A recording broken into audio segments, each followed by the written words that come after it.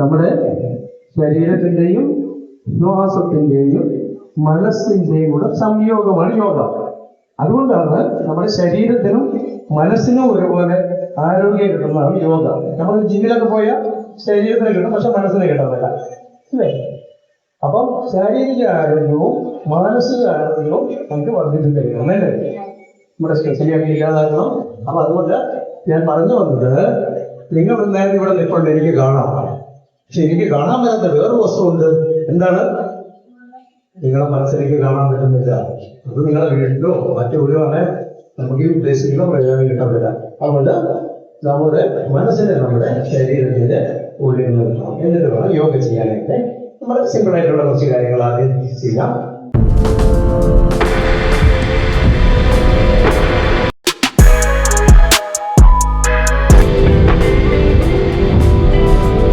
മനസ്സിന്റെ എങ്ങനെയാണ്, മനസ്സിന്റെ ക്ലീൻ ചെയ്യുന്നത് എങ്ങനെയാണ്? നമ്മുടെ മനസ്സിലുള്ള നെഗറ്റീവ് ചിന്തകള്, അല്ലെങ്കിൽ ഈ അസൂയ, ഇങ്ങനെയൊക്കെ പറഞ്ഞല്ലോ, അതിനെല്ലാം കളയാൻ ദിനം കളഞ്ഞുകൊണ്ടിരിക്കുക. പിന്നെ നമ്മുടെ പരിസരം വൃത്തിയായിട്ട് സൂക്ഷിക്കുക. ഇത്രയൊക്കെയുള്ള കാര്യങ്ങളാണ് ശൗചം. സന്തോഷവാന്മാരായിരിക്കുക. നിങ്ങൾ എപ്പോഴും സന്തോഷവാൻ, ചിലർക്ക് സന്തോഷമായിട്ടൊക്കെ ഇരിക്കുന്നത്, എപ്പോഴും നമ്മുടെ മുഖത്ത് ഒരു പ്രസന്നത വേണം, ഒരു പുഞ്ചിരിയോട് കൂടി ഇരിക്കുക. എന്ന് പറഞ്ഞാല് ഈ മനസ്സിന്റെ ഉള്ളിൽ സംതൃപ്തി ഉണ്ടെങ്കിൽ മാത്രമേ സന്തോഷം ഉണ്ടാവുകയുള്ളൂ. അപ്പൊ നമ്മള് എത്ര വിഷമമുള്ള ഘട്ടത്തിൽ നമ്മൾ സന്തോഷവാന്മാരായിരിക്കുക. അതാണ് ആ കാര്യം കൊണ്ട് ഉദ്ദേശിക്കുന്നത്. പിന്നെ സന്തോഷം, ശൗച സന്തോഷം, തപഹ. നമ്മൾ ചെയ്യുന്ന ഏതൊരു പ്രവൃത്തിയും പൂർണ്ണ വിജയത്തിൽ എത്തിക്കണം എന്നുള്ള തപസ്സായിട്ട് വേണം. എന്ത് വർക്കുകളും എന്ത് കാര്യങ്ങളും നമ്മൾ ചെയ്താലും ചെയ്യാം. തപഹ. പിന്നെ സ്വാധ്യായം എന്ന് പറഞ്ഞാല് നമ്മൾ ഒരു ദിവസം ചെയ്ത കാര്യങ്ങൾ വൈകുന്നേരം നമ്മൾ എന്തെങ്കിലും തെറ്റുകുറ്റങ്ങൾ നമ്മൾ ചെയ്തു, ആരെങ്കിലും തെറ്റായ രീതിയിൽ നമ്മൾ സംസാരിച്ചു, ഞങ്ങളുള്ളതിനെ മുഴുവൻ വിലയിരുത്തുക. എന്നിട്ട് വൈകുന്നേരം അങ്ങനെയുള്ള തെറ്റുകളിൽ ഞാൻ മേലാൽ ആവർത്തിക്കില്ല എന്നൊരു തീരുമാനം എടുക്കുക. നമ്മളോട് ആരോടെങ്കിലും നമ്മൾ ചിലപ്പോൾ തെറ്റായിട്ട് സംസാരിച്ചിട്ടുണ്ടാവാം. അങ്ങനെയുള്ള കാര്യങ്ങളൊക്കെ ഇനി എൻ്റെ ജീവിതത്തിൽ ഞാൻ ആവർത്തിക്കില്ല എന്നൊരു തീരുമാനം എടുക്കുക. വൈകുന്നേരം ഉത്തമ ഗ്രന്ഥങ്ങൾ എന്തെങ്കിലും, അതായത് രാമായണമോ ഭാഗവതമോ ബൈബിളോ ഖുറാനോ എന്ത് വായിക്കട്ടെ, അതിൻ്റെ ഒരു 2-3 ലൈൻ നമ്മൾ വായിച്ച് അതിൻ്റെ അർത്ഥം മനസ്സിലാക്കുക.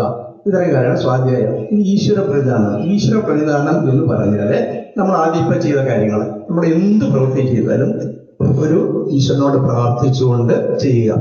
അത് പരിപൂർണ്ണ വിജയത്തിലെത്തിക്കാനായിട്ട് എന്ന് പറഞ്ഞാൽ നമ്മുടെ പ്രയത്നവും അതിനോടൊപ്പം ഈശ്വരന്റെ കൃപയും കൂടെ ഉണ്ടാവണം. അതിനു വേണ്ടിയിട്ടാണ് അങ്ങനെ ചെയ്യാൻ പറഞ്ഞിരിക്കുന്നത്. ഇത്രയും കാര്യങ്ങളാണ് യമം. ആ യമവും നിയമവും. ഇനി നമ്മൾ അടുത്തത് ആസനങ്ങൾ. അപ്പൊ അത്തരത്തിലാണ് അതിന്റെ കാര്യങ്ങൾ പോകുന്നത്. നമ്മള് ഇന്നിപ്പോ ശരിക്കും പറഞ്ഞാൽ നമ്മള് ഈ മനസ്സിന് കൊടുക്കുന്ന വ്യായാമം എങ്ങനെയാണ് മനസ്സിന് വ്യായാമം കൊടുക്കുന്നത്? എങ്ങനെയാണ്? ശരീരത്തിന് നമുക്കറിയാം. എങ്ങനെയാണ് ശരീരത്തിന് വ്യായാമം കൊടുക്കുന്നത്? എങ്ങനെയാണ്? ശരീരം ചലിപ്പിച്ചുകൊണ്ട്, അല്ലേ? അപ്പം അതിന്റെ ഓപ്പോസിറ്റാണ് മനസ്സിന് കൊടുക്കേണ്ടത്. ഇപ്പൊ നമ്മൾ ശരിക്കും പറഞ്ഞാൽ ചെയ്തിരിക്കുന്നത് ശരീരത്തിന് കൊടുക്കേണ്ട വ്യായാമം എടുത്ത് മനസ്സിന് കൊടുക്കും എന്ന് പറഞ്ഞാൽ മനസ്സ് ചലിച്ചുകൊണ്ടിരിക്കുക, ചഞ്ചലമാണ്. നമ്മുടെ മനസ്സിന് കൊടുക്കേണ്ടത് അനങ്ങാതെ ചെയ്യുക എന്നുള്ളതാണ്. ശാന്തമായിട്ട് അത് ശരീരത്തിന് കൊടുക്കും. അതാണ് നമുക്ക് ഈ പറഞ്ഞ ഓരോരോ പ്രശ്നങ്ങള്, ചെറിയ പ്രശ്നങ്ങളൊക്കെ ഉണ്ടാവാനുള്ള മെയിനായിട്ടുള്ള കാരണം. അപ്പൊ ഇനി നമുക്ക് ഒരു കാര്യം ചെയ്യാം, വളരെ കാര്യങ്ങളിലേക്ക് കിടക്കാം. യോഗ ചെയ്യുന്നതിന് മുൻപായിട്ട് കുറച്ച് നമ്മൾ സൂക്ഷ്മ വ്യായാമങ്ങൾ ചെയ്യണം. അതെന്തിനാണെന്ന് ചോദിച്ചാൽ നമ്മുടെ ശരീരത്തിലുള്ള അനാവശ്യമായിട്ട് കടന്നുകൊണ്ടിരിക്കുന്ന വായുവിനെ ആണേലും, പിന്നെ വാദം ഉണ്ടെങ്കിൽ പ്രാണൻ സഞ്ചരിക്കുമോ, പ്രാണന്റെ സഞ്ചാരത്തിന് തടസ്സം ഉണ്ടാവും. അതുകൊണ്ടാണ് നട്ടലൊക്കെ നിവർന്നിരിക്കാൻ പറയുന്നത്. പ്രാണൻ നമ്മുടെ ശരീരത്തിന്റെ എല്ലാ കൂടാനും കൂടി കോശങ്ങളില്ലേ, അവിടെയിലേക്കെല്ലാം പ്രാണനെ ഓക്സിജനൊക്കെ എത്തണം. പ്രാണൻ സഞ്ചരിക്കുന്ന മൂലാധാരം വഴിയാണ്. മൂലാധാരത്തിൽ ചെയ്യുന്ന ചക്രങ്ങളുണ്ട്. മൂലാധാരം, സ്വാധിഷ്ഠാനം, അനാഹതം, ആജ്ഞ, മണിപൂരകം, വിശുദ്ധി എന്നൊക്കെ പറയുന്ന ചക്രങ്ങൾ. ഈ ചക്രത്തിനെ എല്ലാം ആക്ടിവേറ്റ് ചെയ്യണം. അതുകൊണ്ടാണ് മൂലാധാരത്തിന് നമ്മുടെ ശരീരത്തിന്റെ എല്ലാ ഭാഗങ്ങളിലേക്കും ഈ പ്രാണൻ എത്തണം. പ്രാണൻ എത്താത്ത ഭാഗങ്ങളാണ് നമുക്ക് കഴിക്കാനും മലപ്പം ഇങ്ങനെയൊക്കെ വന്നു കഴിഞ്ഞാൽ, അതുകൊണ്ട് ആ വാദത്തിനെയൊക്കെ മുക്തമാക്കണം. അതിനുവേണ്ടി നമ്മൾ കുറച്ച് സൂക്ഷ്മ വ്യായാമങ്ങൾ ചെയ്യും. സൂക്ഷ്മ വ്യായാമങ്ങൾ ചെയ്ത് കഴിഞ്ഞാൽ പ്രാണന്റെ സഞ്ചാരം സുഗമമാക്കുന്നതിന് വേണ്ടിയിട്ടാണ്. അതിനുശേഷം നമ്മൾ ആസനങ്ങളിലേക്ക് കിടക്കുന്നു, കുറച്ച് യോഗ ചെയ്യുന്നു, കുറച്ച് നമുക്ക് ഏറ്റവും അത്യാവശ്യമുള്ള കുറച്ച് പ്രാണായാമം ചെയ്യുന്നു, കുറച്ച് മെഡിറ്റേഷൻ ചെയ്യുന്നു. ഇത്രയും കാര്യങ്ങളാണ് നമ്മൾ ഇന്നിപ്പോൾ ചെയ്യാനായിട്ട് പോകുന്നത്. അപ്പം ഇനി നിങ്ങൾ കസേരകളൊക്കെ മാറ്റിയിടണം. പിന്നെ ഒരു കാര്യം കൂടെ അതിന് മുമ്പായിട്ട്, നിങ്ങൾക്ക് ആർക്കെങ്കിലും ദാഹിക്കുന്നുണ്ടെങ്കിൽ ഇവിടെ വെള്ളം വെച്ചിട്ടുണ്ട്. നേരത്തെ വെള്ളം കുടിക്കാം കേട്ടോ. കുടിച്ചിട്ട് നമുക്ക് ഈ കാര്യങ്ങൾ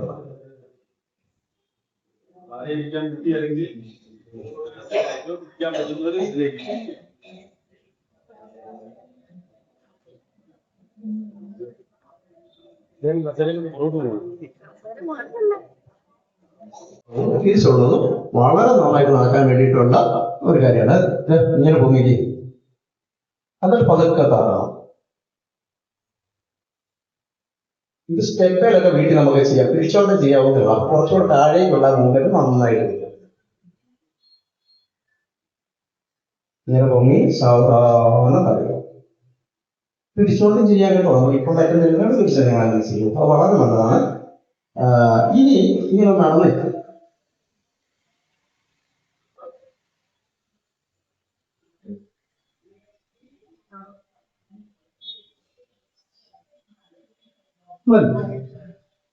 ഈ കാര്യം ഉപ്പിട്ട് നോക്കി നടന്നേ.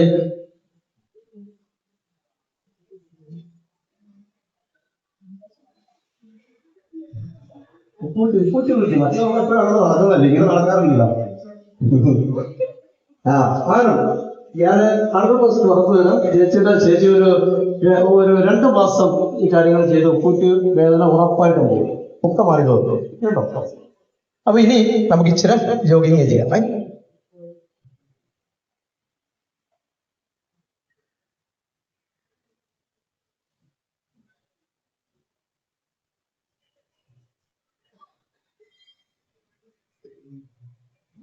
ഓക്കെ, ഇനി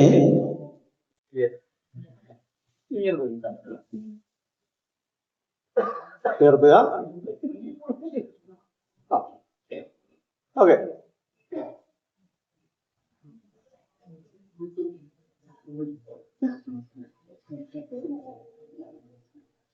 ഞാൻ മൊത്തം പറഞ്ഞില്ലല്ലോ. ഓക്കെ ഓക്കെ, മതി മതി മതി. ഇനി നമുക്ക് പിന്നെ അടുത്തത് ചെയ്യാൻ പോകുന്നത് തന്നെ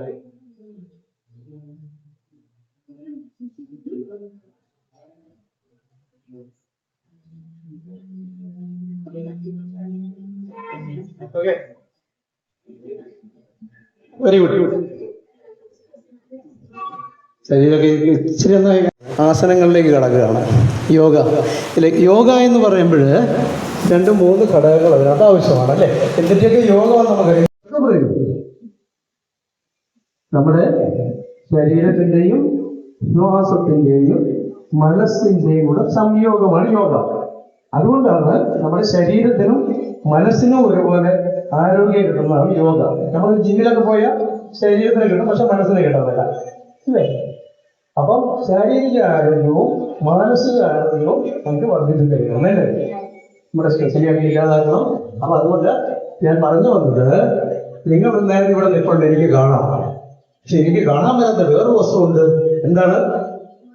നിങ്ങളെ മനസ്സിലേക്ക് കാണാൻ പറ്റുന്നില്ല. അത് നിങ്ങളെ വീട്ടിലോ മറ്റൊരു നമുക്ക് ഈ ഉദ്ദേശിക്കുന്ന പ്രയോജനം കിട്ടുന്നില്ല.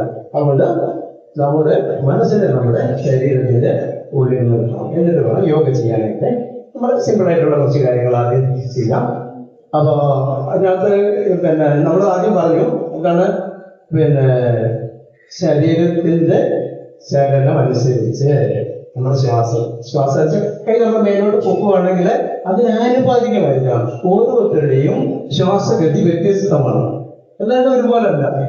ചിലർക്ക് ദീർഘമായിട്ട് എടുക്കാതിരിക്കാം, ചിലർക്ക് അത്രയും കിട്ടിയെന്നിരിക്കാം. അതൊന്നും നമ്മൾ നോക്കണ്ട. അവനവന്റെ കഴിവനുസരിച്ച് മാത്രം ചെയ്താൽ മതി. നമുക്ക് എത്ര കഴിയും അത് മതി, ധാരാളം കേട്ടോ. അപ്പൊ ഇപ്പൊ നമ്മള് പിന്നെ ചെയ്യാൻ പോകുന്നത് പിന്നെ വൃദ്ധാങ്കുലി അപ്പ് ആൻഡ് ഡൗൺ എന്ന് പറയുന്ന ഒരു കാര്യമാണ് ഡിസിപ്ലിനായിട്ടുള്ള ചെയ്യുന്നത്.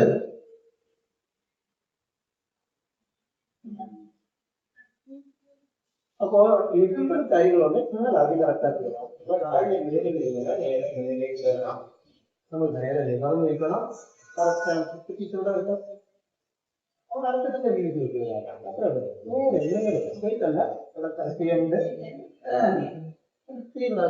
അരക്കത്തിന്റെ വീതിയോട്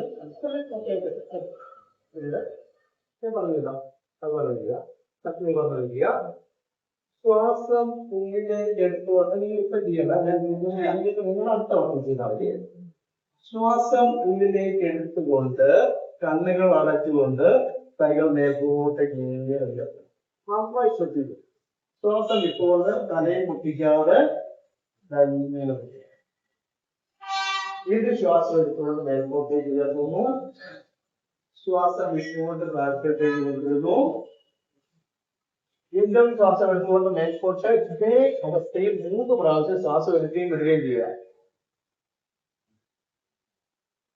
3ാമത്തെ വട്ടം ശ്വാസം എടുത്ത് ശ്വാസം വിട്ടുകൊണ്ട് സാവധാനം കൈകള് ശ്വാസത്തിന് ആനുപാതികമായിട്ട് ശ്വാസം തീരുന്നതനുസരിച്ച് കൈ ഇവിടെ എത്തിയിരിക്കണം. ആ ഇതിൽ കൊണ്ടുവരിക.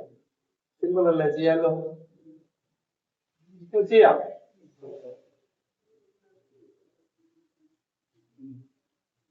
വിട്ടുകൊണ്ട് തലയിൽ മുട്ടാതെ കൈകൾ താഴ്ത്തി കൊണ്ടുവന്നു. വീണ്ടും ശ്വാസം എടുത്തുകൊണ്ട് കൈകൾ മേൽപോട്ടേക്ക് ഉയർത്തുന്നു. വീണ്ടും ശ്വാസം വിട്ടുകൊണ്ട് സാവധാനം കൈകൾ താഴേക്ക് കൊണ്ടുവന്നു.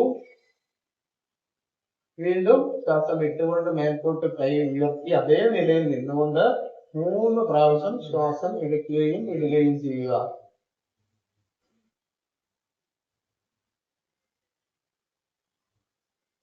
ഒന്നാമത്തെ ശ്വാസം എടുത്തുകൊണ്ട് കൈകൾ അയച്ച് സാവധാനം ശ്വാസം വിട്ടുകൊണ്ട് കൈകൾ മുൻവശത്ത് കൂടി താഴ്ത്തി കൊണ്ടുവരിക.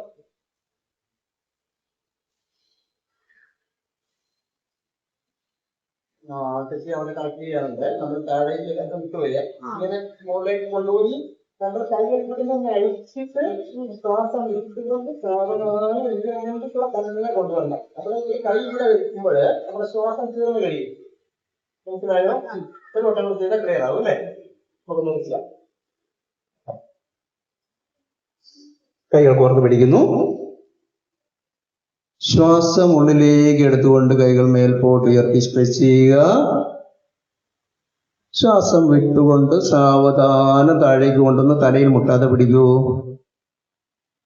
വീണ്ടും ശ്വാസം എടുത്തുകൊണ്ട് കൈകൾ മേൽപോട്ട് ഉയർത്തി നന്നായി സ്ട്രെച്ച് ചെയ്യുക. സാവധാനം കൈകൾ താഴ്ത്തി കൊണ്ടുവരൂ. ശ്വാസം എടുത്തുകൊണ്ട് വീണ്ടും കൈകൾ മേൽപോട്ട് ഉയർത്തി ശ്വാസം വിട്ടുകൊണ്ട് കൈകൾ അയച്ച് സാവധാനം മുൻവശത്തു കൂടി താഴേക്ക് കൊണ്ടുവരിക. അപ്പോഴത്തേക്ക് ശ്വാസം തീരണം. ശ്വാസത്തിൽ ശ്രദ്ധിച്ചുകൊണ്ട് വേണം കേട്ടോ. ബലം കൊടുക്കണ്ട, ചുമ്മാ അയച്ചു വിട്ടാൽ മതി. അങ്ങനെ ബലം പിടിക്കുകയേ വേണ്ട കേട്ടോ. ഓക്കെ, മനസ്സിലായില്ലേ? ഇനി ഈ ബദ്ധാങ്കുലിയുടെ തന്നെ സൈഡ് ശ്വാസം വിട്ടുകൊണ്ട് കൈ മുട്ടും മടങ്ങാതെ ഇങ്ങനെ വലതിലേക്ക് പോകുന്നു. വീണ്ടും ശ്വാസം എടുത്തുകൊണ്ട് നേരെ വരുന്നു. ശ്വാസം വിട്ടുകൊണ്ട് ഇടത് വശത്തേക്ക് പോകുന്നു. വീണ്ടും ശ്വാസം എടുത്തുകൊണ്ട് നേരെ വരുന്നു. ശ്വാസം വിട്ടുകൊണ്ട് വലതുവശത്തേക്ക്. വീണ്ടും ശ്വാസം എടുത്ത് നേരെ വരുന്നു. ശ്വാസം വിട്ടുകൊണ്ട് ഇടതുവശത്തേക്ക്. ശ്വാസം എടുത്തുകൊണ്ട് നേരെ വരുന്നു. കൈമുട്ട് മടങ്ങല്ലേ, കൈമുട്ട് നിവർന്ന് തന്നെ ഇരിക്കട്ടെ. വീണ്ടും ശ്വാസം എടുത്തുകൊണ്ട് നേരെ വന്നിട്ട് കൈകൾ അയച്ച് ശ്വാസം വിട്ട് സാവധാനം മുൻവശത്തോടി താഴ്ത്തി കൊണ്ടുവരിക. ഓക്കെ, അത്യാവശ്യം എല്ലാവരും നന്നായിട്ട് ചെയ്യുന്നുണ്ട്. ഇത് നമ്മൾ ചെയ്യുന്ന ഊർധ്വ നമസ്കാരമാണ്. ശ്വാസം ഉള്ളിലേക്ക് എടുത്തുകൊണ്ട് കൈകൾ മേൽപോട്ട് ഉയർത്തുന്നു. ശ്വാസം വിട്ടുകൊണ്ട് അധോമുഖമായി പിന്നിലേക്ക് നാം മടക്കിയിട്ട് നമ്മുടെ ചെവിയിലേക്ക് മുകളിലായിട്ട് കൈയുടെ മുട്ട് നിൽക്കുന്ന അല്പം നിൽക്കുന്നുണ്ടോ തന്നെ നിൽക്കുക. ശ്വാസം എടുത്തുകൊണ്ട് മേൽപോട്ട് ഉയർത്തുന്നു. ശ്വാസം എടുത്തുകൊണ്ട് സാവധാനം പിന്നിലേക്ക് വരിക. വീണ്ടും ശ്വാസം എടുത്തുകൊണ്ട് മേൽപോട്ട് ഉയർത്തുന്നു. ശ്വാസം വിട്ടുകൊണ്ട് അധോമുഖമായി വെച്ചുകൊണ്ട് തന്നെ 3 പ്രാവശ്യം ശ്വാസം എടുക്കുകയും വിടുകയും ചെയ്യാം. ശ്വാസം എടുക്കുകയും വിടുകയും ചെയ്യാം.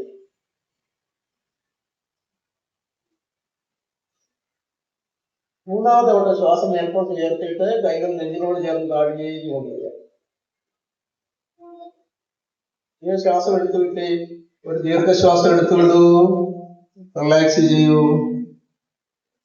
നമുക്കൊരു പ്രാവശ്യം കൂടെ ചെയ്യാം. ഓക്കെ, ചെയ്യുക.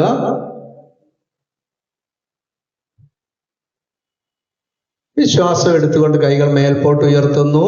ശ്വാസം വിട്ടുകൊണ്ട് കൈകൾ കൂപ്പി നെഞ്ചിലോട് ചേർത്ത് താഴേക്ക്. ഓക്കെ, ഇനി അങ്ങനൊക്കെ പറ്റിയ കുറെ ആസനങ്ങൾ നമുക്കിപ്പോൾ ചെയ്യാം. നമ്മുടെ പാൻക്രിയാസിനെയൊക്കെ വളരെ ആക്റ്റീവാക്കുന്ന എക്സർസൈസുകൾ, നടുവിന് വേദന, മുട്ടുവേദന, ഇങ്ങനെയൊക്കെയുള്ള പല കാര്യങ്ങളില്ലേ, അതിനൊക്കെ വേണ്ടിയിട്ടുള്ള കാര്യങ്ങളാണ് നമ്മളിപ്പോൾ ചെയ്യാൻ പോകുന്നത്. ഞാൻ ഇപ്പം ചെയ്യുന്ന ഇതിന് പറയുന്ന പേരറിയാമോ? ഇങ്ങനെ ഇരിക്കുന്നതിന് പറയുന്ന പേരറിയാമോ? എന്താണ് അറിയാമോ? ഇതാണ് വജ്രാസനം. നമ്മൾ ഭക്ഷണം കഴിച്ചു കഴിഞ്ഞാൽ ഒരു 2 മണിക്കൂറോ കഴിഞ്ഞ് ദഹിച്ചതിന് ശേഷം മാത്രമേ ആസനങ്ങൾ ചെയ്യാവൂ. എന്നാൽ ഈ ആസനം ഭക്ഷണം കഴിച്ചതിന് ശേഷം ചെയ്യാവുന്ന ഒറ്റ ആസനമേ ഉള്ളൂ. അതാണ് വജ്രാസനം. അപ്പം നമുക്ക് നല്ല ദഹനം കിട്ടാനും അതിനൊക്കെ വളരെ നല്ലതാണ് ഭക്ഷണം കഴിച്ചിട്ട് ഇങ്ങനെ വജ്രാസനത്തിൽ ഇരിക്കുന്നത്. അപ്പം ഭക്ഷണം കഴിച്ചിട്ട് ചെയ്യാൻ പറ്റുന്ന ഒരേ ഒരു ആസനമേ ഉള്ളൂ, അതാണ് വജ്രാസനം. നമ്മളിപ്പോൾ ചെയ്യാൻ പോകുന്ന ആസനം ശശങ്കാസനമാണ്. ശശങ്കാസനം ചെയ്യുമ്പോൾ നമ്മുടെ വയറ്, അതായത് ലിവർ, ഒക്കെ പിന്നെ അവയ്ക്കൊക്കെ വളരെ ആക്റ്റീവ് ആകാനായിട്ടുള്ള നല്ലൊരു ആസനമാണ്. അതിനോടൊപ്പം നമ്മുടെ തലച്ചോറിലേക്ക് കൂടുതൽ രക്തപ്രവാഹം കിട്ടുന്നതിനും നല്ലൊരു ആസനമാണ് ചെയ്യുന്നത്. നിങ്ങൾ ശ്രദ്ധിക്കുക, അതിനുശേഷം നിങ്ങൾ ചെയ്യുക.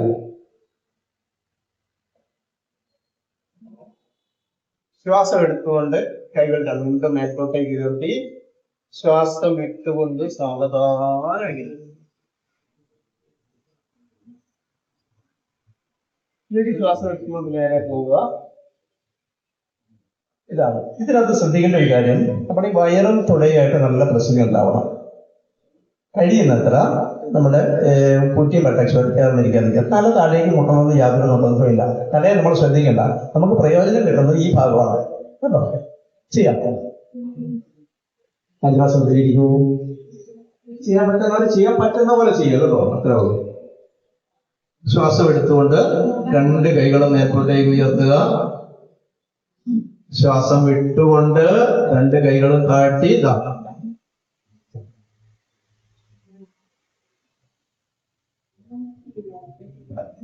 വീണ്ടും ശ്വാസം എടുത്തുകൊണ്ട് കൈകൾ മേൽപോട്ടേക്ക് ഉയർത്തു.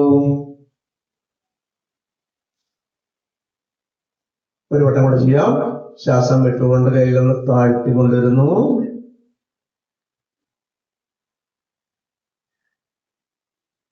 വയറും തുടയും കൂടെ നന്നായിട്ട് പ്രസ് ആയിക്കോട്ടെ.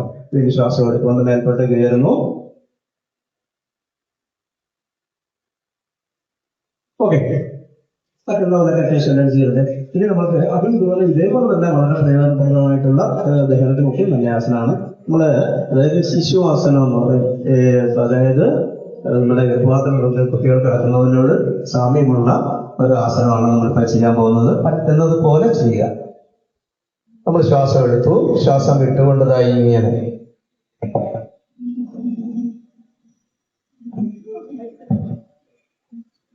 വീണ്ടും ശ്വാസം എടുത്തുകൊണ്ട് നേരെ വരിക. ശ്വാസം വിട്ടുകൊണ്ട് താഴേക്ക് വരിക. ശ്വാസം എടുത്തുകൊണ്ട് നേരെ വരിക.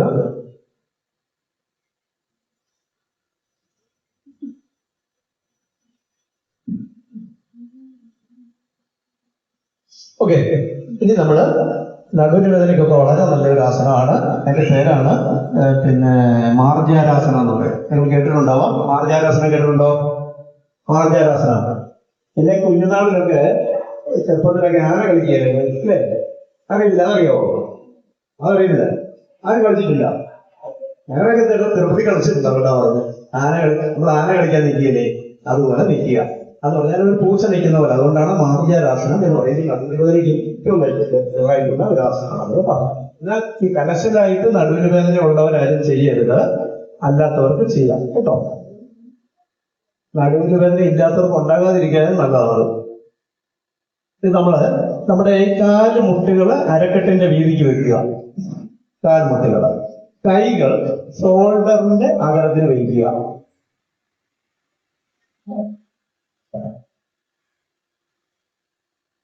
ബോഡി എല്ലാം അയച്ചിടണേ. ബോഡി ബലം കൊടുക്കല്ലേ, ബോഡി എല്ലാം അയച്ചിടുക. എന്നിട്ട് നമ്മൾ ശ്വാസം എടുത്തുകൊണ്ട് നെഞ്ചും നമ്മുടെ ശിരസും എല്ലാം മേൽപോട്ടേക്ക് ഉയർത്തുമ്പോഴേ നമ്മുടെ നടുവിന്റെ ഇവിടെ കുഴിഞ്ഞു വരും. തിരിച്ച് ശ്വാസം വിട്ടുകൊണ്ട് നമ്മൾ നെഞ്ചിന് മുട്ടിക്കാൻ ശ്രമിക്കുക. അങ്ങനെ വരുമ്പോൾ നട്ടലിനെ ആർച്ച് പോലെ വളയ്ക്കണം. തിരിച്ചു വരുമ്പോഴത്തേക്ക് കാണിക്കാം.